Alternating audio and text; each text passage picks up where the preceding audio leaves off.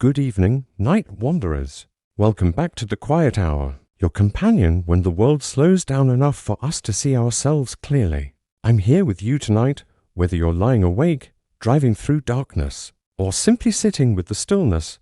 If you're finding us for the first time, welcome. This is where we tell stories that hold up mirrors.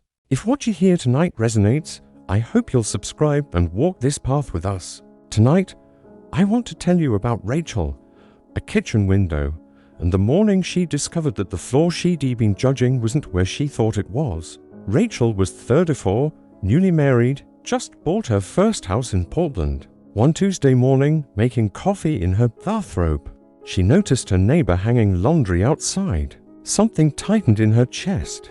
"Tom, come look at this," she called to her husband. He joined her at the window. "What's up? Look at that laundry. Those whites are practically gray. There's no excuse for not knowing how to do laundry properly." Tom looked but said nothing. It became a pattern. Every few days, the neighbor would hang her wash, and every time, Rachel would stand at that window and make observations. Still dingy. How can she not notice? Tom would listen quietly, never joining in, but Rachel thought his silence meant agreement. 6 weeks passed like this. Then, one morning, Rachel's father was rushed to the hospital with chest pain. She spent a terrifying day there. He stabilized. It was anxiety, not a heart attack. But the fear had been real. Tom drove them home as evening settled into night. The next morning, exhausted, Rachel stumbled to the kitchen. Tom was already up, which was unusual. He was at the sink, and the morning light was streaming through the window differently. Brighter, clearer. Rachel poured coffee and moved to her usual spot. Her neighbor was hanging laundry. But this time, the whites were brilliant. The colors were vibrant. Everything looked fresh and clean and bright. "Tom, look at this. Her laundry actually looks clean today. I wonder what changed. Maybe someone taught her how to do it properly." Tom was quiet for a long moment. Then he said gently, "I got up early and washed our windows." Rachel's coffee mug stopped halfway to her lips. "What? The windows were filthy. All this time, you've been looking through dirty glass." Her laundry was always clean. We just couldn't see it clearly. The implications crashed over Rachel like a wave. All those comments, all those judgments, all those assumptions about a woman she'd never even spoken to, based on dirt, on her own dirty window. "Why didn't you tell me?" Rachel asked, sitting down heavily. Tom sat across from her. "I thought about it, but I realized you needed to see it yourself. You wouldn't have understood what you were really doing." "What was I really doing?" "You were looking at her life through your own dirt," Tom said softly. "Through your own stuff? We all do it. We see other people through the smudges on our own windows, our insecurities, our fears, our own feelings of inadequacy." Rachel thought about the past 6 weeks. Her new job stress, her anxiety about being a homeowner, her fear that she wasn't domestic enough. She'd been projecting all of it onto a stranger hanging laundry. That afternoon, Rachel baked cookies. It took 3 tries and walked next door. When the neighbor answered, Rachel saw her clearly for the first time. Kind eyes, warm smile, paint-stained hands.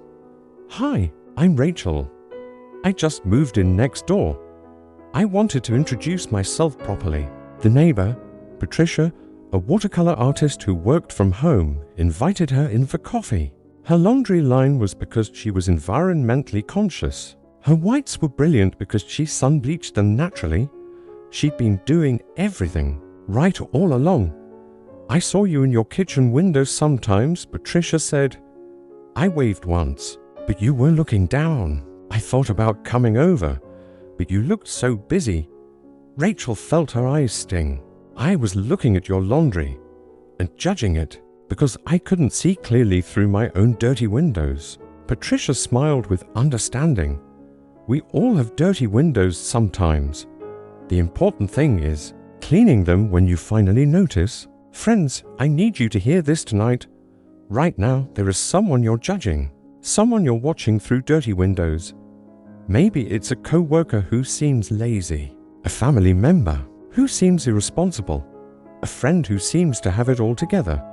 But what if the problem isn't? Then, what if the problem is the window you're looking through? What if your judgment of their parenting is really your own insecurity?